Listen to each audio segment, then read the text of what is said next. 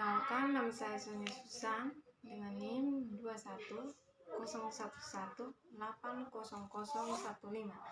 Baik, di sini saya akan menjelaskan tentang implementasi komunikasi dan pola asuh PAUD. Implementasi menurut KBBI Kamus Bahasa Indonesia yaitu melaksanakan atau penerapan, sedangkan pengertian umum adalah suatu tindakan atau pelaksanaan rencana yang telah disusun secara cermat dan rinci atau matang. Kata implementasi sendiri berasal dari bahasa Inggris to implement, artinya mengimplementasikan. Tak hanya sekadar aktivitas, implementasi merupakan suatu kegiatan yang dirancangkan serta dilaksanakan dengan serius juga, mengacu pada norma-norma tertentu guna mencapai tujuan kegiatan. Yang berikut parenting style. Parenting sebagai kegiatan pengasuhan anak yang diterapkan oleh orang tua kepada anaknya, terus mengalami perkembangan sesuai zamannya. Oleh karena itu, setiap orang tua dituntut untuk memiliki gaya pengasuhan anak, parenting style yang efektif dan aplikatif agar pelaksanaan parenting tersebut bisa menghasilkan dampak yang baik bagi anak. Sekian dari saya. Terima kasih. Baik, kaji menyatakan bahwa ada 3 tujuan utama parenting, yaitu ensuring children's healthy and safety, parenting children for life as productive adults, and transmitting cultural values. Berdasarkan tujuan tersebut, maka setiap orang tua tentunya memiliki cara dan perlakuan masing-masing dalam mengasuh anak. Berikutnya, mengelompokkan berbagai gaya orang tua dalam mengasuh anak. Yang pertama, orang tua Borjo. Pola ini biasanya ada pada kelompok pasangan muda yang sukses, memiliki rumah, mobil yang mewah, dan fasilitas hidup yang modern. Orang tua yang seperti ini cenderung memperlakukan anak-anak mereka seperti halnya mereka merawat karir, harta secara fisik, dan ditandai dengan penuh ambisi. Yang kedua itu orang tua intelek.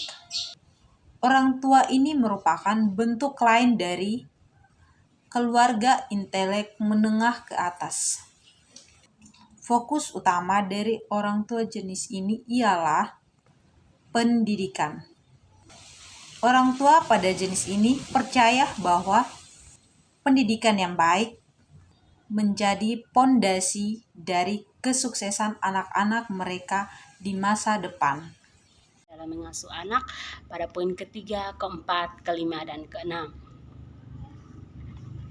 Poin pertama yang akan saya bahas di sini yaitu gaya mengasuh orang tua selebritis.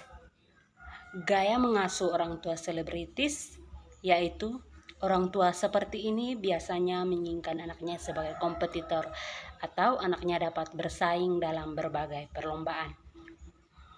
Gaya orang tua seperti ini selalu mengikutsertakan anaknya dalam berbagai perlombaan agar anaknya dapat menjadi sang juara sejak usia dini. Yang kedua yaitu orang tua instan.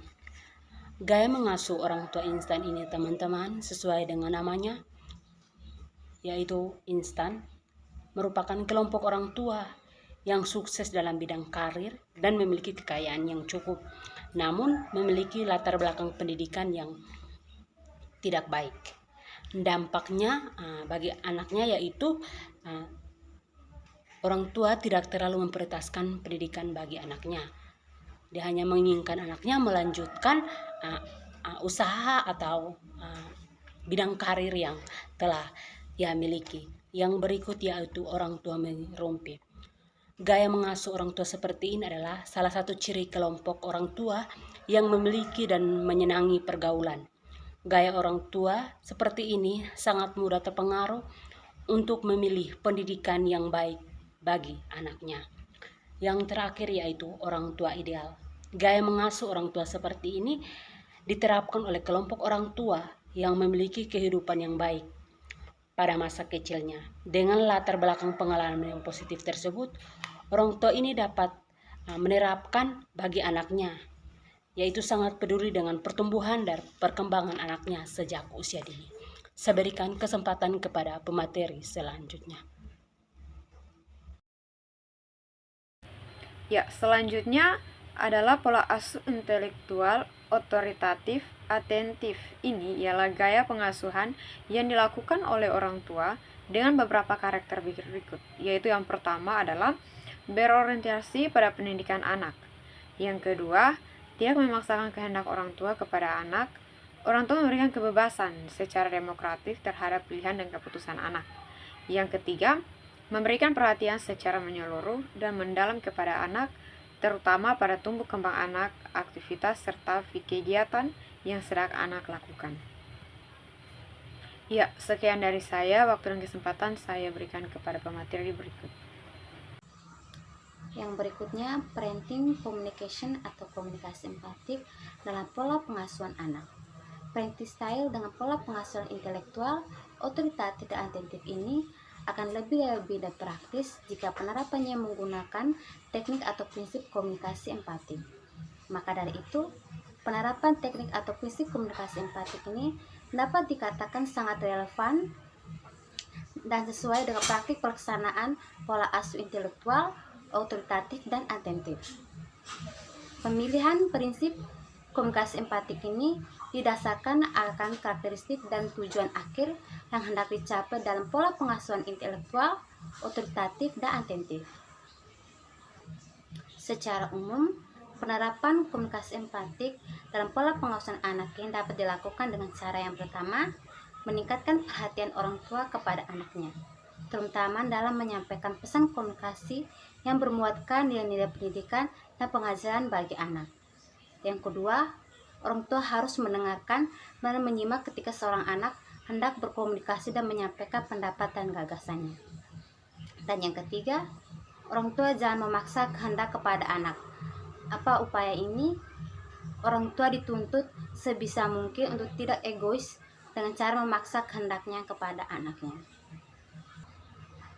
Secara sistematis dan praktis dapat dikatakan bahwa ada 4 prinsip komunikasi empatik yang dapat diterapkan dalam pola pengasuhan anak, yaitu yang pertama, memperhatikan anak, yang kedua, mendengarkan anak, yang ketiga, memahami anak, dan yang keempat, menghargai anak.